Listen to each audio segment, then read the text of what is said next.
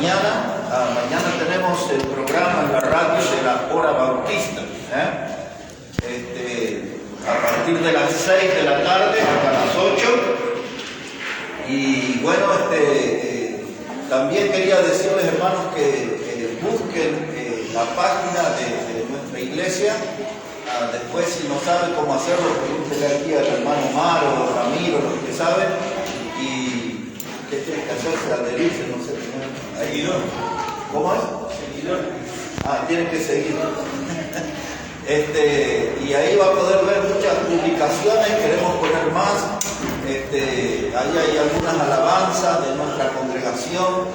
Nos gustaría estar sumando algunos testimonios, de eso estuve hablando ayer, de estar reuniéndonos y que cada uno pueda ir contando brevemente cómo llegó al Señor, cómo llegó aquí a la congregación. Y la recomendación, hermanos,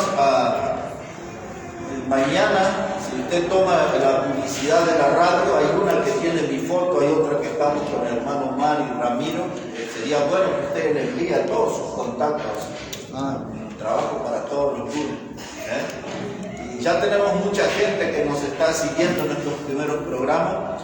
Anoche entré en la página y una de las prédicas del lunes ya había alcanzado 834.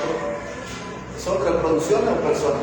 Reproducciones y personas que reproducieron. 834, una prédica, y había otras de 600 y algo más, ¿no? O sea que para recién estar empezando eso está más que bien, me parece, ¿no? Amén.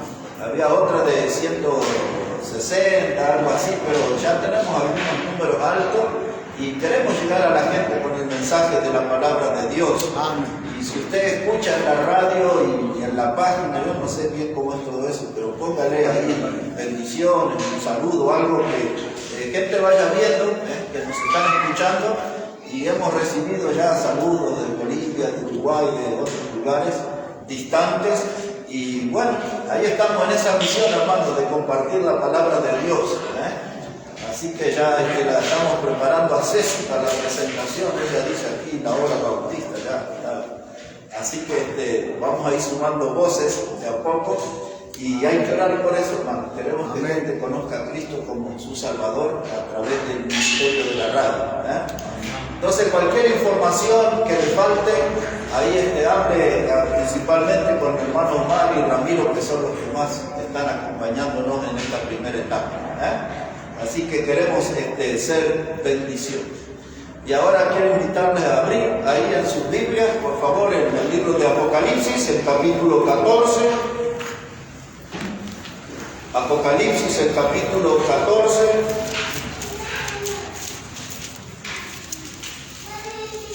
Y vamos a poner nuestra mirada allí en el versículo 13.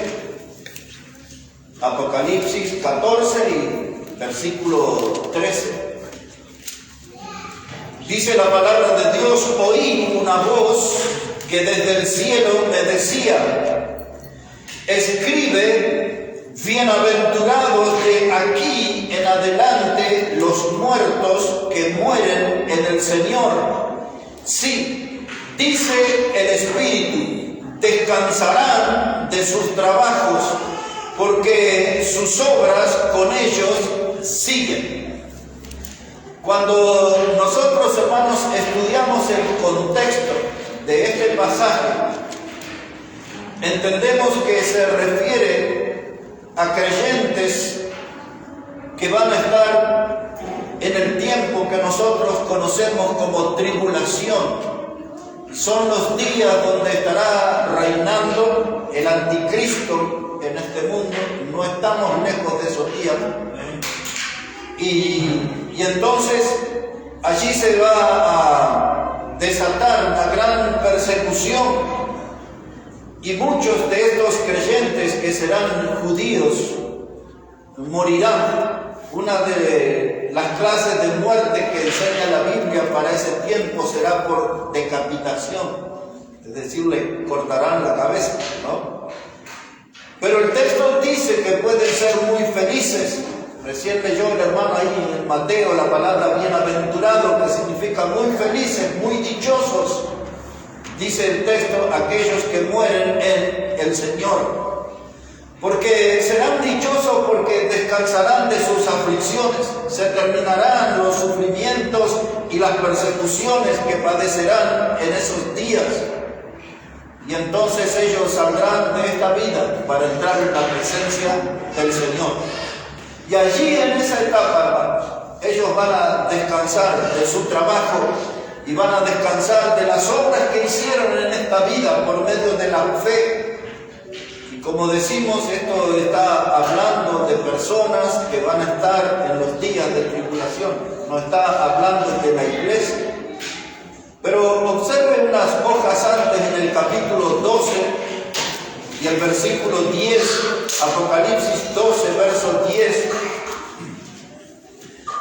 Dice la palabra de Dios allí: entonces oí una gran voz del cielo que decía: ahora ha venido la salvación, el poder y el reino de nuestro Dios y la autoridad de su Cristo, porque ha sido lanzado fuera el acusador de nuestros hermanos, el que los acusaba delante de nuestro Dios día y noche.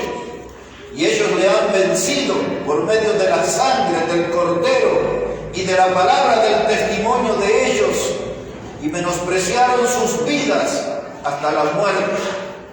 Aquí está otro texto de gente que ama al Señor, de gente que milita en la fe, que va a pelear por la fe en esos días del anticristo, y dice que ellos menospreciaron sus vidas.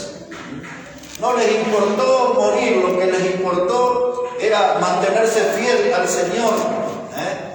Seguidores de Cristo, dice el texto claramente que ellos menospreciaron sus vidas hasta la muerte. Hablando ya de cristianos de nuestro tiempo, el libro de Hebreos habla acerca de aquellos que militaban en la fe, que se transformaron en héroes de la fe y que dieron sus vidas conservando la fe. Lo que estamos diciendo con todo esto, que en el pasado, en los días que nos toca vivir a nosotros y en el futuro cercano, cuando esté el anticristo en la escena, siempre hubo hombres y mujeres, y habrá, que se mantuvieron fieles al Señor y estuvieron dispuestos a entregar sus vidas para no negar al Señor y honrar la fe que ellos tenían en Cristo. Entonces de eso se trata, hermanos. Dice el texto que ellos van a descansar de sus trabajos. Y anoche, al volver a repasar ese texto, yo me preguntaba, hay muchos cristianos de nuestro tiempo, no sé de qué trabajo van a descansar si no han hecho nada o muy poco para el Señor. Es decir, que seguirán descansando delante del Señor. Pero estos sí trabajaron, estos sí fueron perseguidos, estos sí fue gente sacrificada. Y estos sí, hermanos, cuando entren a la presencia del Señor, podrán exhibir como fruto de su fe obras de oro, de plata y piedras preciosas. Recuerdan ustedes que en 1 Corintios, el capítulo 3, dice que las obras del cristiano serán probadas por fuego. Y dice que había obras que eran de oro, plata y piedras preciosas, pero habían otras clases de obras, dice Pablo a los Corintios, que eran de heno, madera y hojarasca. El heno es lo que conocemos como el pasto, y el pasto y las hojarascas, las hojas resecas principalmente, que nosotros vemos en el otoño cuando caen de los árboles, y la madera cuando pasa por el fuego va a quedar cenizas nada más. Pero el texto que hemos leído en primer lugar de Apocalipsis dice que aquellos van a descansar en el Señor, pero sus obras siguen con ellos. Eso quiere decir que las obras que ellos han hecho serán su escolta. Las obras que ellos han hecho en el servicio a Dios serán su carta de presentación delante del Señor, como siervos y como obreros. Pero no todos los hijos de Dios van a poder exhibir esa credencial de que fueron siervos y de que fueron obreros. Y entonces, ¿qué obras nos escoltarán hasta la presencia del Señor? ¿Serán de oro, plata, piedras preciosas? ¿O llevaremos un montón de cenizas, que es lo que va a quedar de nuestras obras de heno, madera y hojarasca? Entonces, hermanos, dice la palabra de Dios que las obras siguen con ellos. Quiero llevarles ahora un momento al libro de Hebreos. Si pueden buscar ahí el capítulo 11 de Hebreos. No está muy lejos de Apocalipsis. Antes va a tener las cartas de Juan, las cartas de Pedro, Santiago, y después va a encontrar ahí Hebreos. Y observe lo que dice el capítulo 11, versos 4 y 5. Ahí se nos mencionan dos hombres de la historia sobresalientes por su fe, por su servicio a Dios, por su entrega al Señor. El primero de ellos era Abel. Observe lo que dice la Biblia acerca de él. Hebreos 11, verso 4. Dice: por la fe, Abel ofreció a Dios más excelente sacrificio que Caín, por lo cual alcanzó testimonio de que era justo, dando Dios testimonio de sus ofrendas, y muerto aún habla por ella. Dice que Abel ofreció excelente sacrificio. Nosotros recordamos cómo él se acercó a Dios presentando allí un cordero sacrificado, usando sangre, reconociendo que él era pecador y que para acercarse al Dios santo tenía que haber sangre de por medio. Pero Caín ofreció del fruto de la tierra, una tierra que estaba bajo maldición por causa del pecado. Y Dios miró con buenos ojos la ofrenda de Abel. Y dice aquí, siglos después se escribió este texto. Y dice que Abel alcanzó testimonio de que era justo. Cuando Dios miró a ese hombre, había evidencia que era un hombre que caminaba con Dios, que era un hombre de fe, que era un hombre fiel a Dios. Y cuando Dios lo vio a ver, rápidamente llegó a la conclusión: este hombre es justo. Y ahora termina el texto diciendo de que aún muerto Abel, dice, sus obras hablan por él, sus ofrendas, su obra habla por él. Quiere decir que Abel dejó para nosotros huellas de fe, huellas de servicio, huellas de compromiso con Dios. Abel caminó con Dios. Pero observa el versículo 5. Dice: por la fe Enoc fue traspuesto para no ver muerte, y no fue hallado porque lo traspuso Dios. Y antes que fuese traspuesto, tuvo testimonio de haber agradado a Dios. Aquí tenemos otro hombre, otro militante de la fe, otro siervo que lo hizo en soledad, porque en la generación de Enoc, él vivió antes que Noé. Todo se estaba corrompiendo, todo el mundo abrazaba el pecado, todo el mundo amaba las tinieblas y las obras de las tinieblas. Pero dice Génesis 5, 22 y 24, dos veces dice que Enoc caminó con Dios. Cuando todo el mundo se inclinaba al pecado, Enoc se decidió a caminar con Dios. Y Dios lo que hizo es lo quitó de esta tierra. Esa es la palabra que usa acá, fue traspuesto para no ver muerte. Es decir, que Enoc no murió. Dios se lo llevó vivito con él. Así como Abel fue un hombre justo, así como Noé fue un hombre justo en su generación. La Biblia habla acerca de Enoc, que era un hombre justo, y Dios se lo llevó con él vivo. No conoció la muerte. Y ahora el detalle que yo no quiero que usted pierda. Otra vez en el versículo 5, en la parte final, Dice, y antes que fuese traspuesto, tuvo testimonio de haber agradado a Dios. Dios opinó sobre Abel, este hombre es justo y sus obras están con él. Dios opinó sobre Enoc, este hombre me ha agradado, me lo traigo conmigo. Dios es el que da testimonio. No son otros hermanos en la fe que solamente lo veían los domingos. No son los que escriben en la prensa religiosa. Esta es la opinión de Dios. Estos eran obreros, trabajadores, militantes de la fe, gente que tenían una vida comprometida, consagrada a Dios, caminaron con Dios. Sus obras siguen con ellos, aún muertos. Nos dejaron huellas de grandes obras que hicieron para Dios. Y ahora nos corresponde hablar un poco acerca de nuestro Señor Jesucristo. Observe un poquito ahora el Evangelio de Juan, el capítulo 5. El Evangelio de Juan, el capítulo 5. Y vamos a poner nuestra mirada en el verso 17. Evangelio de Juan, el capítulo 5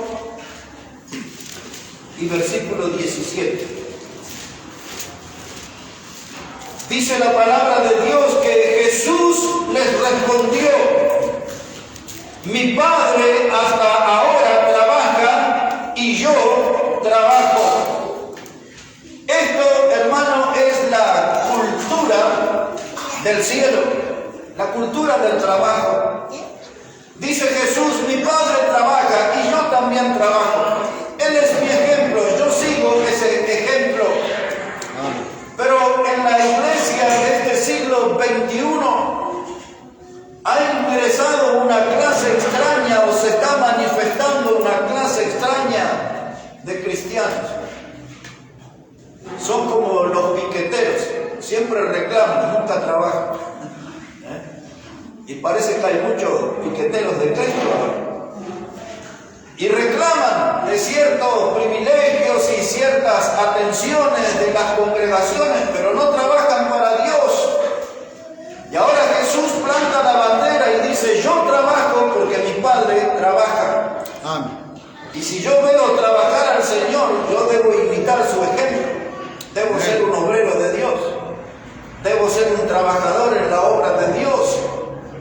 Pero mira ahora lo que dice Jesús en Juan capítulo 9. Juan, el capítulo 9, el versículo 4. Evangelio de Juan, el capítulo 9, el verso 4.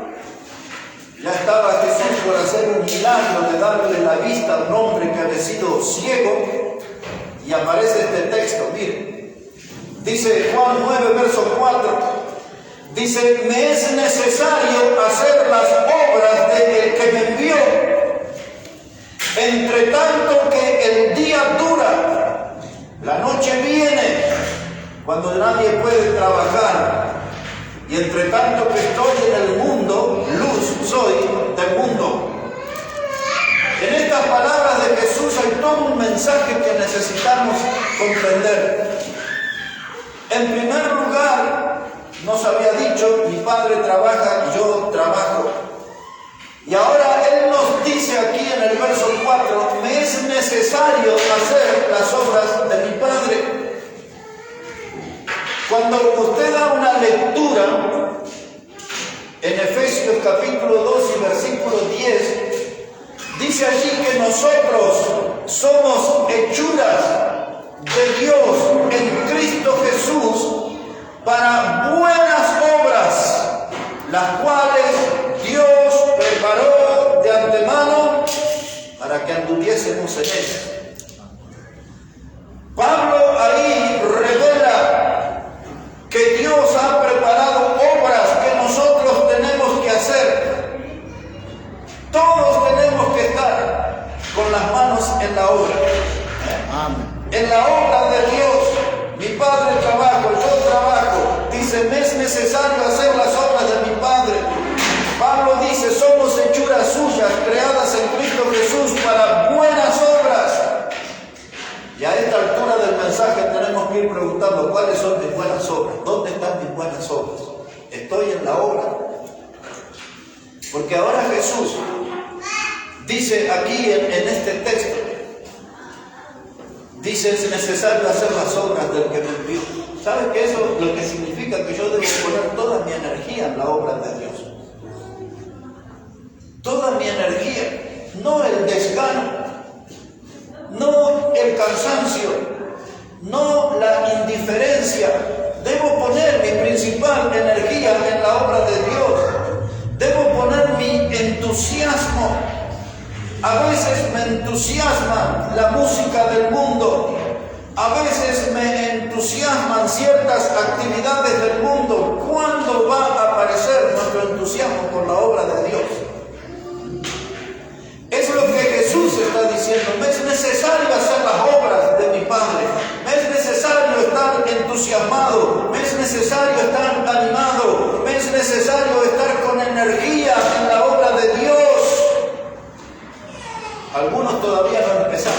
Hay que empezar a trabajar en la obra de Dios.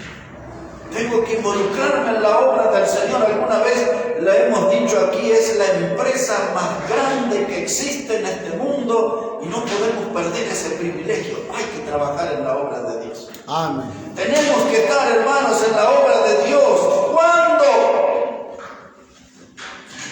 A mí muchas veces escucho el discurso del presidente de este país. Desde que asumió hace 2 años y medio le escucho decir, vinimos a poner la Argentina de pie. Y cada vez que le escucho esa frase yo me pregunto, ¿cuándo? ¿Dónde? ¿Cómo? Porque no se ve nada todavía. ¿No? Y a veces en la obra de Dios, hermano, ¿cuándo voy a empezar? Porque si todavía no empecé a hacer obra para Dios, para exaltar su nombre, honrar su nombre, glorificar su nombre, si no empecé, ya tengo que empezar, no tengo que empezar. Tengo que empezar a hacer obra. Y Jesús nos da una clave. Observe otra vez aquí Juan 9. Dice, me es necesario hacer las obras del que me envió. Y ahora viene la clave. Dice, entre tanto que el día dura. Y ahora dije que nosotros necesitábamos entender este texto. ¿Y sabe qué significa mientras tanto el día dura? Que esas obras las tenemos que hacer mientras estamos vivos. A eso se refiere. Mientras estamos vivos, mientras estamos de pie, quiere decir que esta etapa que estamos, hermanos, es la etapa de trabajo para Dios. Estamos de día, el día tiene poca duración, tiene 24 horas. Nuestra vida es de poca duración. Nuestra vida es de poca duración. Ya tengo 60 años.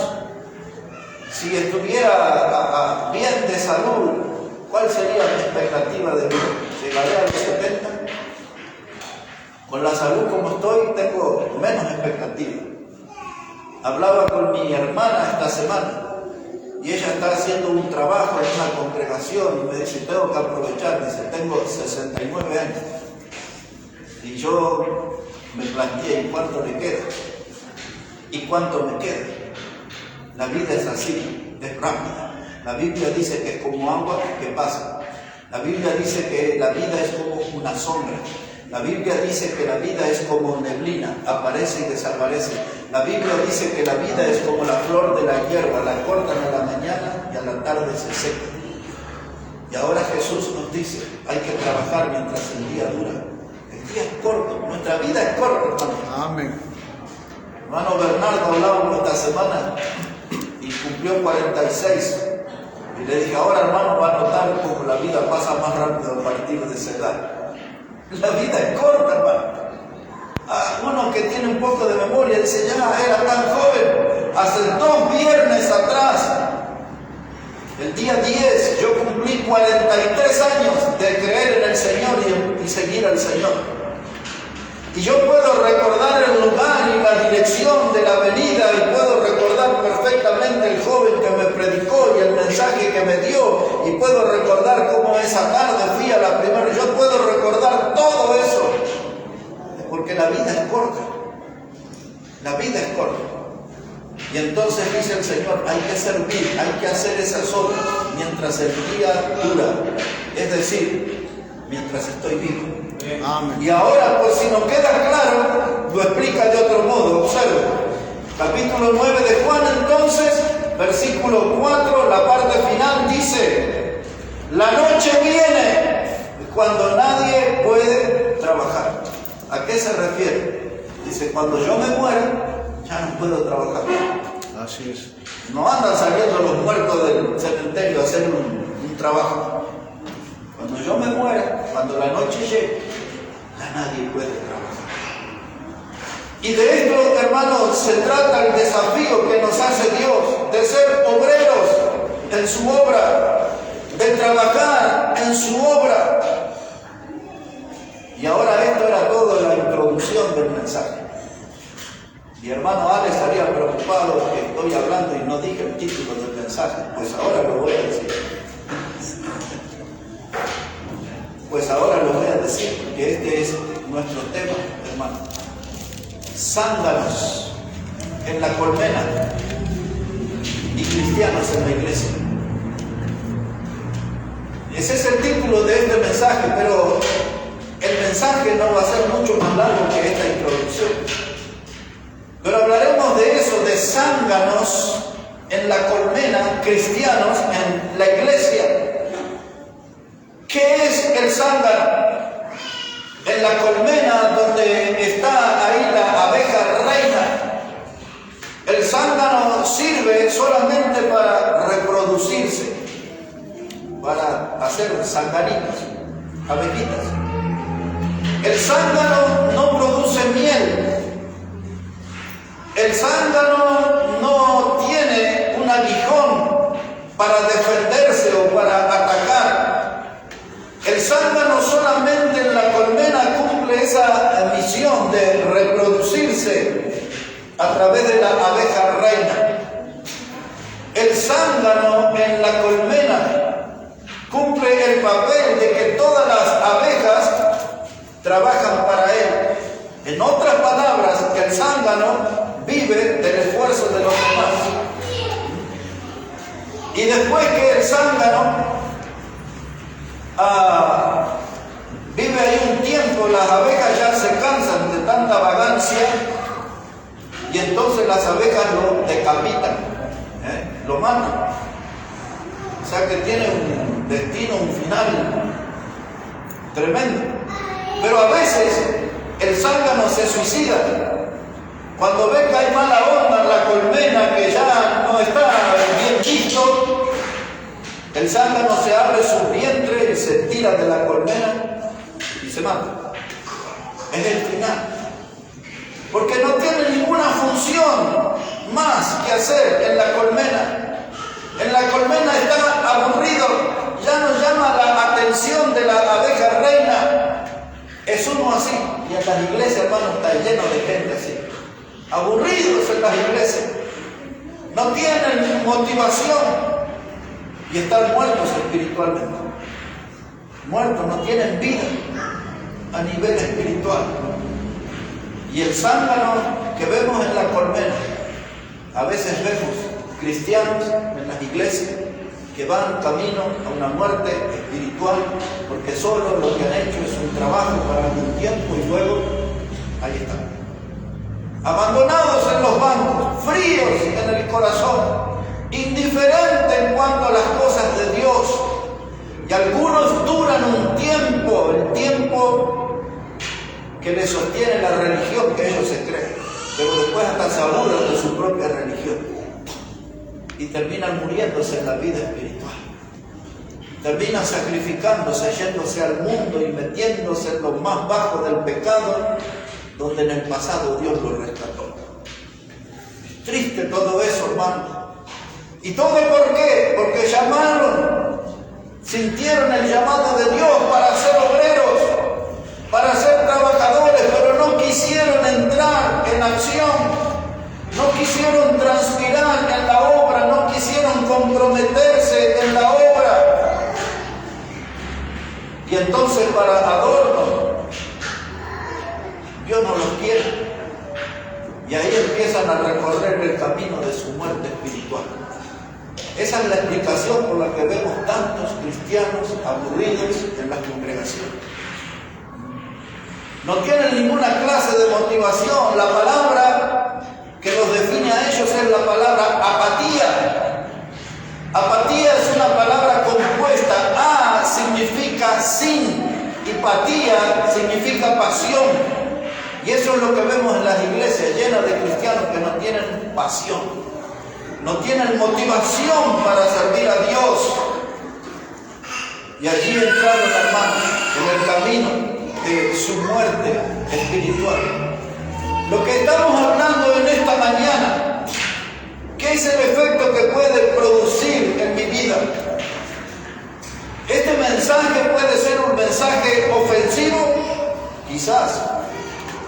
Este mensaje puede ser un mensaje reflexivo que me invita a pensar y meditar qué estoy haciendo en mi vida. El profeta Ageo dijo 3 veces: meditad bien lo que estáis haciendo en vuestros caminos. Amén. Quizás sea un mensaje no ofensivo, puede ser un mensaje reflexivo. Amén. Lo que estoy diciendo en esta mañana puede ser un mensaje edificante, tal vez para algunos. Eso es lo que necesitaban. Eso me edifica. Puede ser este mensaje un mensaje desafiante, puede ser también. Depende del oído que usted ponga para Dios en esta mañana. Y depende cuánto va a abrir su corazón para la palabra de Dios. Amén. Lo que usted hace con su oído y su corazón es la clase de mensaje que va a recibir en esta mañana. Así es, pastor. Zánganos en la colmena. Cristianos en la iglesia. Ahora, en el mundo, ya bajamos de la colmena. En el mundo, el zángano es también el que vive del esfuerzo de los demás. En el mundo, el zángano es aquel hombre o aquella mujer que tienen la habilidad de eludir el trabajo. Allá hay trabajo, y ellos encuentran caminos por ahí por otro lado. Y usted le dice: hermano, mire que tengo un trabajo, pero no me asuste, no me diga así. Me va a dar un infarto. ¿Cómo que me gusta hacer un trabajo? Hay mucha gente hábil que no le gusta trabajar en esta vida. Y si no, vaya a hacer una tardecita ahí al Obelisco, al centro de Buenos Aires, lo va a encontrar por miles. Caminando, buscando un plan, una migaja del gobierno. No quieren trabajar. Mostraba la televisión esta semana. Ahí estaban todos esos cortando, ahí pidiendo comida y trabajo y todo.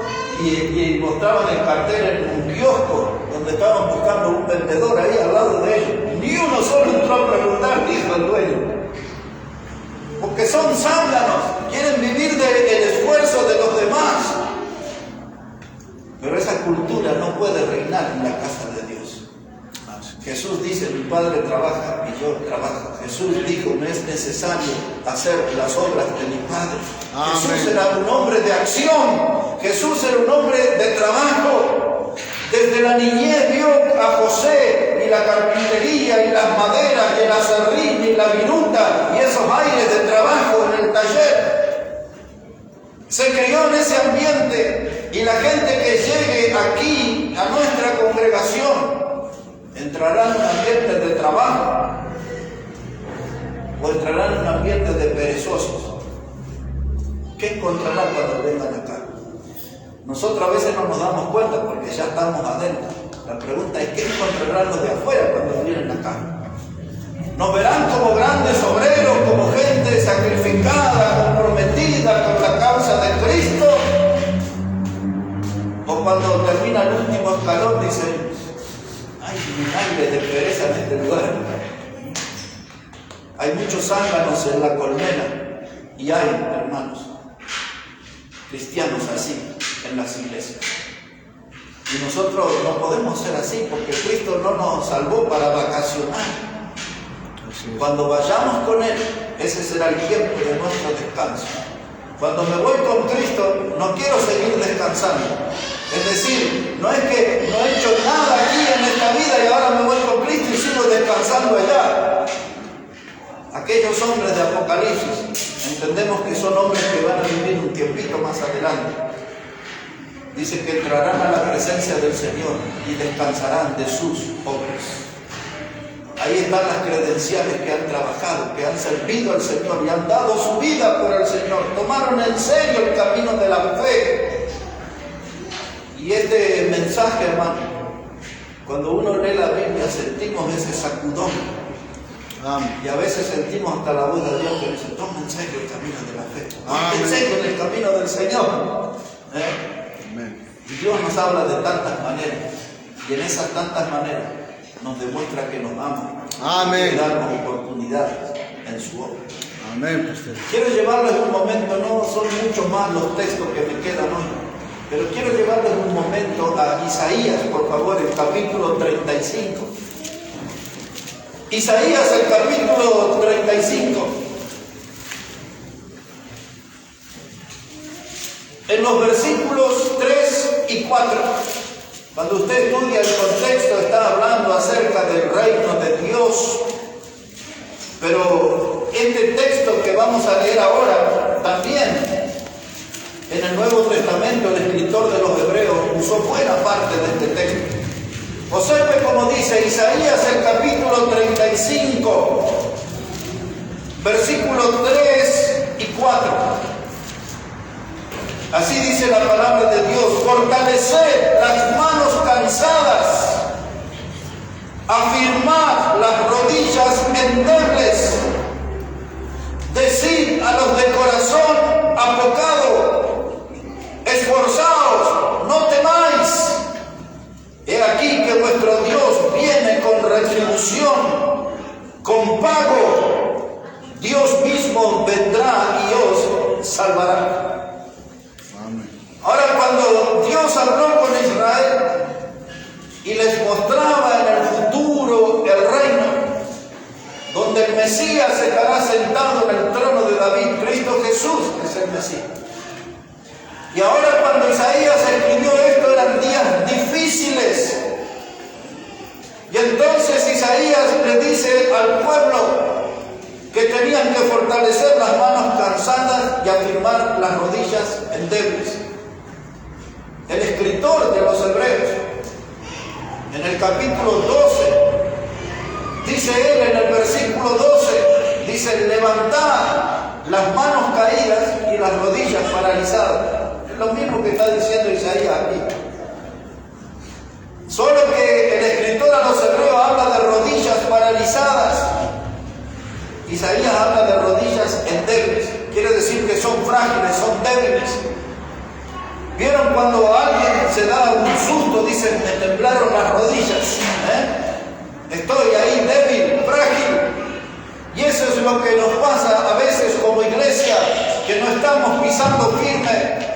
Las rodillas no están funcionando bien. Son rodillas frágiles, endebles, débiles. Y nos cuesta mantenernos de pie en el camino del Señor. Y entonces el profeta Isaías dice, hay que fortalecer esas rodillas. El escritor a los Hebreos dice, levantad las manos caídas y las rodillas paralizadas. El escritor a los Hebreos va más profundo, dice, pongan en acción esas rodillas.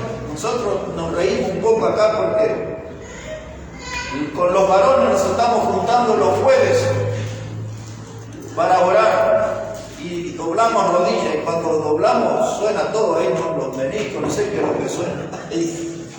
Pero a veces esos sonidos es porque no estamos muy acostumbrados a ese ejercicio. Así es. Y a veces nosotros no estamos muy acostumbrados al ejercicio de la fe, porque la fe produce una vida firme. Amén. La fe produce una vida inamovible. La fe, hermano, es sacudida por vientos y tormentas y lluvia, pero yo estoy firme. Amén, pastor. La fe es muy importante, por eso dice la Biblia, sin fe es imposible agradar a Dios. Amén. Sin fe es imposible agradar a Dios. Y ahora dice Isaías, tenemos que fortalecer nuestras rodillas endebles y habla de las manos cansadas. Y el escritor a los Hebreos habla de manos caídas. Y eso pensando en la obra de Dios, hay una huelga de manos caídas. Hay hombres y mujeres en las iglesias que han sido obreros del Señor, pero entraron en huelga, ya no están produciendo, sus manos están caídas. Hay que volver a ponerlas en acción, porque todavía no es la hora del descanso. Cuando Cristo venga o Él nos llame a su presencia, ahí descansaremos de nuestras obras. Esta etapa que vivimos es exhortó diciendo, yo trabajo porque mi Padre trabaja. Y deberíamos decir nosotros, yo trabajo porque Jesús trabaja. Amén. Algunos de ustedes más nuevos dicen, ¿dónde trabaja Jesús? La Biblia dice que Él está sentado a la diestra del Padre, intercediendo por nosotros. Él es nuestro abogado. Amén. Es lo que la Biblia dice. Ahí tiene mucho trabajo con nosotros. Amén. Porque todavía le estamos dando mucho dolor de cabeza al Señor. Y Él está ahí trabajando, intercediendo por nosotros. En esa lucha diaria de darnos fuerza, porque somos gente que nos desanimamos. Observe la palabra que usa Isaías aquí en el verso 4. Dice, decid a los de corazón apocado. ¿Qué es un corazón apocado? Es un corazón desalentado, desanimado. Un corazón apocado es un corazón que no tiene energía para trabajar. Isaías dice, decid a ellos, esforzaos, no temáis. En otras palabras, vamos a servir al Señor, vamos a hacer algo grande para Dios, vamos a poner nuestras manos en la obra de Dios, vamos a poner las manos en el arado. Hay que hablarle a los abocados de corazón. No dicen que hay que criticarlos, no dicen que hay que juzgarlos, no dicen que hay que expulsarlos de la iglesia. Dice la Biblia, hay que decirles que hay que esforzarse. Amén. Hay que esforzarse. Para criticar, todos somos buenos. Para animar a otros, no somos buenos. Pero la Biblia dice, hay que hablarles a los de corazón apocado. El libro de Deuteronomio usa una palabra más extraña, la palabra pusilánime.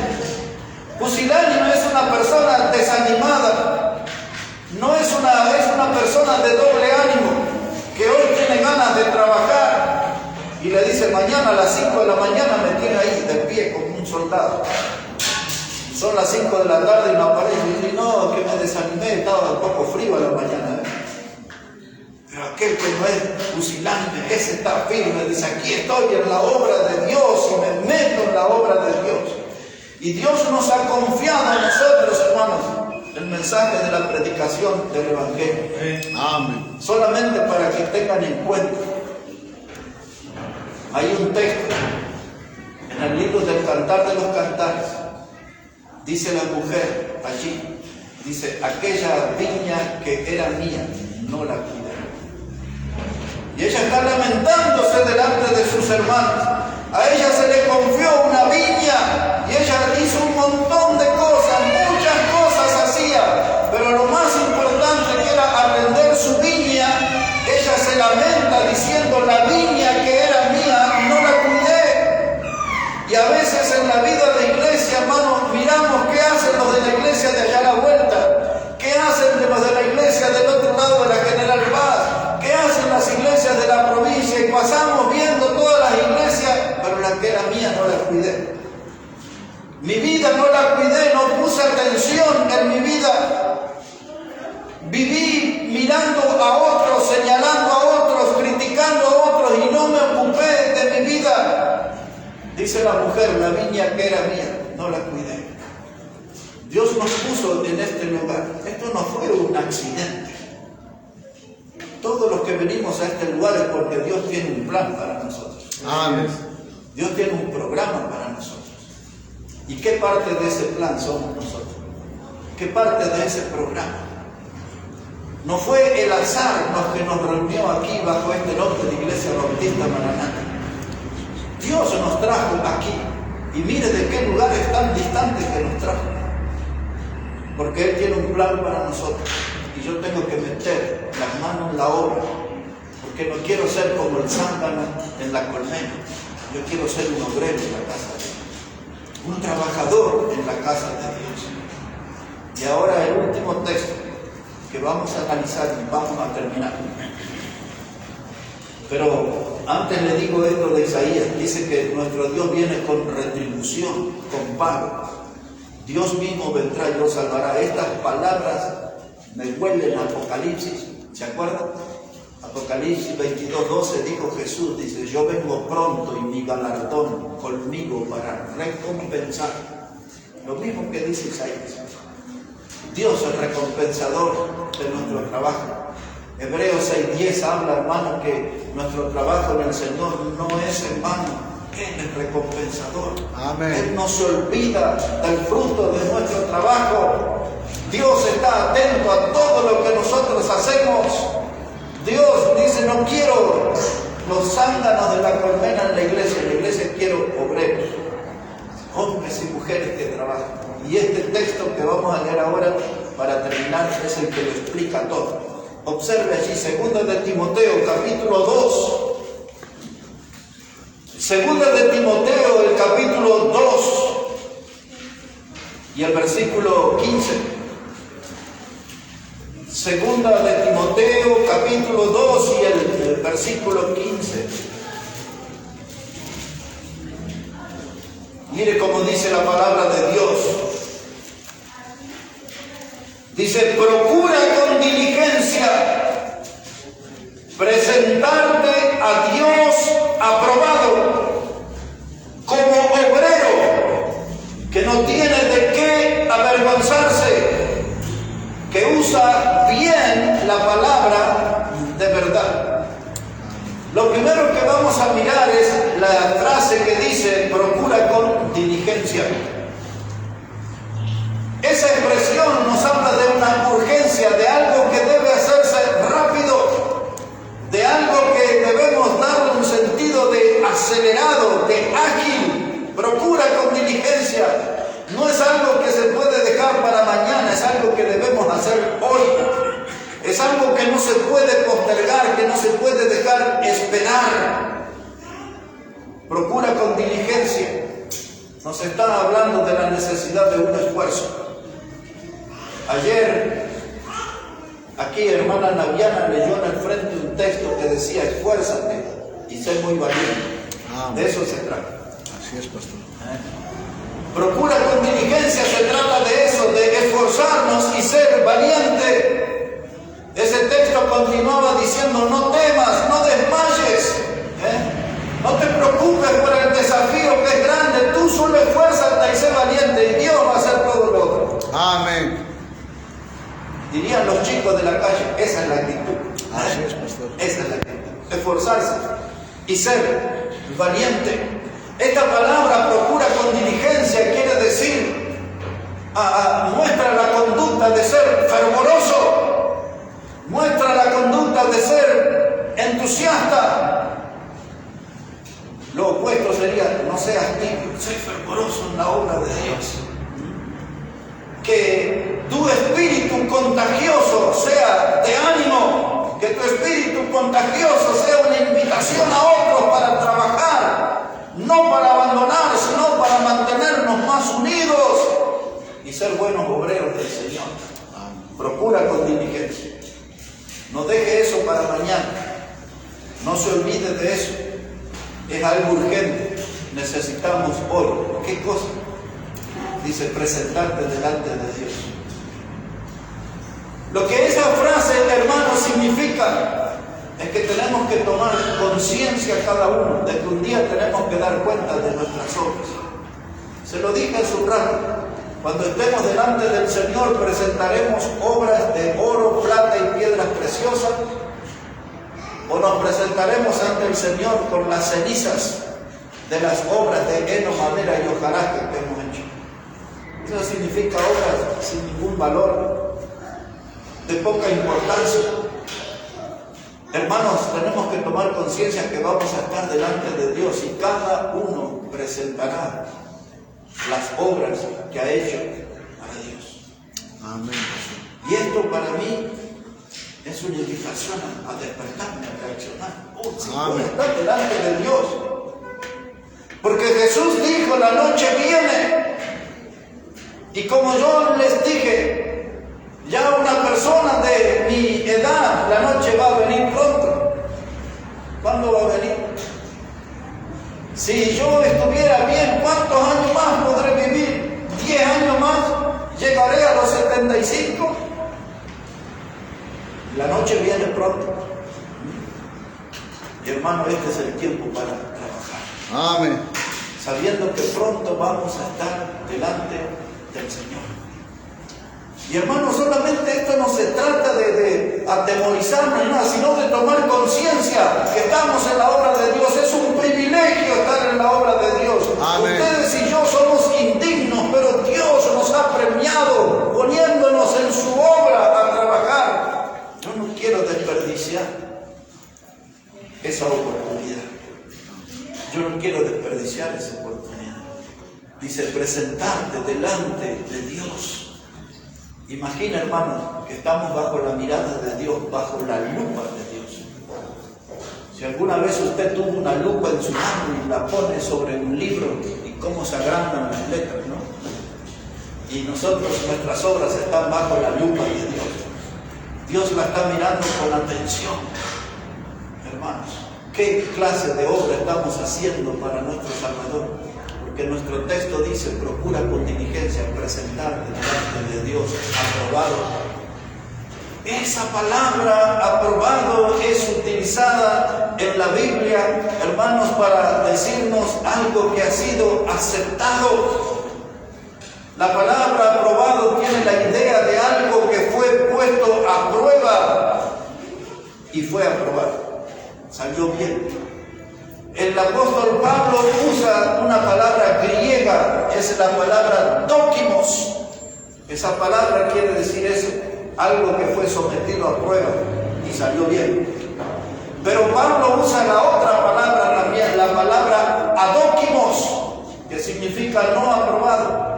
Cuando termina el capítulo 9 de 1 Corintios, en el verso 27 dice Pablo, no sea cosa que habiendo sido heraldo para otros, venga yo a ser eliminado. Esa palabra eliminado es la palabra no aprobado, que significa algo dado por malo. Y cuando yo me presente con mis obras delante de Dios, y Dios ponga su lupa, ¿estarán mis obras aprobadas o será algo dado por malo? Todo este pasaje, hermano, es una invitación para personas que deben lucir el overol. El mundo ama las pasarelas, las alfombras rojas. Las mujeres con sus joyas y sus vestidos largos desfilan y cosechan aplausos en las pasarelas. Y luego viene el turno de los hombres con sus trajes y con sus elegantes y se pasean y cosechan aplausos. Pero este mensaje no es para esa gente. Este mensaje es para la gente de overol, los del mameluco, que usaban los mecánicos, que usaban los trabajadores. Este mensaje es para gente que quiera lucir su traje de obrero del Señor, un trabajador del Señor. Cuando Pablo usa la palabra aquí como obrero, que no tiene de qué avergonzarse, la palabra que se puede traducir es la palabra artesano. ¿Conoce usted un artesano? Ese es un obrero. Hay diferentes clases de artesanos. Están aquellos que buscan el barro, la arcilla y trabajan y hacen hermosas vasijas. Hay otros artesanos, hermanos, que usan hilos y perlitas y cositas ahí con una aguja ahí que hay que tener un ojo, ¿no? Para hilvanar todos esos. Miren, los artesanos que hacen los trajes de las comparsas, de las morenadas, del tinco, y tienen que poner perlita por perlita y cosas. ¿Cuánto trabajo todo eso, no? Para una actividad mundana. Pero usted y yo necesitamos ser obreros, artesanos del Señor. Gente que hace el trabajo de una manera que queda a la perfección.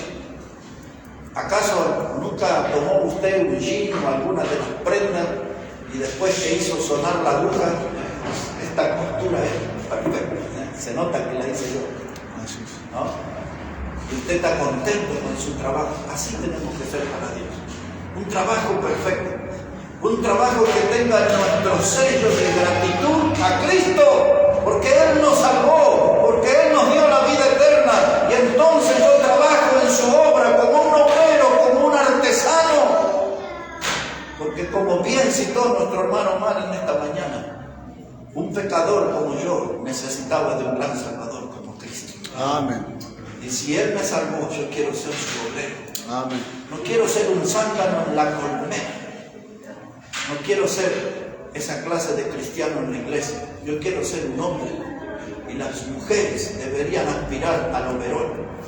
Obreros y obreras del Señor, aquí, Amén. trabajando para nuestro Salvador. Ahora, el ser un obrero es un oficio. Y nosotros tenemos que aprender ese oficio de trabajar para Dios. Ese oficio no lo aprendemos con las revistas de modas del mundo. El oficio de un obrero de Dios lo aprendemos en las páginas de la Biblia. Ellas nos enseñan cómo ser un buen obrero del Señor. No quiero ser un obrero descalificado. ¿Y sabe qué, hermano? Esta carrera, que es la vida cristiana que tenemos por delante, pronto se va a terminar, porque Cristo vendrá. Amén. Y esta palabra que está en mi espalda, Maranata, cada reunión nos recuerda que Cristo viene y viene pronto. Amén. La meta nuestra ya está cercana. Las hojas del almanaque caen con rapidez cada día. Los tiempos se aceleran. Cristo viene. Vamos a su encuentro. Vamos a estar en su presencia. Como zánganos o como obreros que no tienen de qué avergonzarse. ¿Cuál será nuestro rostro en la comunidad? ¿Tendremos cara de abeja o tendremos cara de obreros que no tienen de qué avergonzarse? Hoy cada uno de nosotros tiene esa respuesta. Mientras tanto, yo me voy a bajar de este púlpito diciendo las palabras que Pablo le dijo a su discípulo Timoteo. Dice, yo te aconsejo, dice Pablo, que avives el fuego del don de Dios que está en ti. Amén, pastor. No se quede, no es tiempo de timidez, no es tiempo de manos caídas, no es tiempo de rodillas paralizadas, no es tiempo para que impere el desaliento, es el tiempo de avivar el fuego del don de Dios que está en nosotros. Cuando creímos en Cristo se encendió esa llama santa y luego nuestro descuido, nuestro estilo de vida carnal, mundano, la experiencia que hemos tenido en el mundo ha hecho que nuestras vidas sean cenizas y hay que agitar esa ceniza. ¿Cuándo? Hoy es el día de agitar esas cenizas y hacerlo con insistencia hasta que el fuego de Dios vuelva a aparecer en nuestra vida. Amén. Cuando el fuego de Dios aparece en nosotros, ya no seremos fríos, ya no seremos tibios, seremos obreros calificados y no tendremos nada que ver con los zánganos de la colmena. Vamos a ser verdaderos cristianos que trabajan, transpiran, viven, luchan para que nuestro Salvador Jesucristo sea glorificado. Aquí les comparto en esta mañana todo un tema que nos invita a una enorme reflexión. ¿Qué estamos haciendo con nuestra vida? ¿Hace cuánto tiempo que Dios no ve nuestro sudor en su obra? ¿Hace cuánto tiempo que hemos dejado que nuestras rodillas estén inactivas, paralizadas? ¿Hace cuánto tiempo hemos dejado nuestras manos caídas y no las hemos vuelto a poner en acción? Pero este mensaje que hoy puede sacudir mi vida es toda una invitación para volverme a poner en oberón y ser un buen obrero, una buena obrera en la obra del Señor. Bueno, que Dios bendiga su palabra en esta mañana, hermanos, y que Dios bendiga sus vidas. Amén. Amén.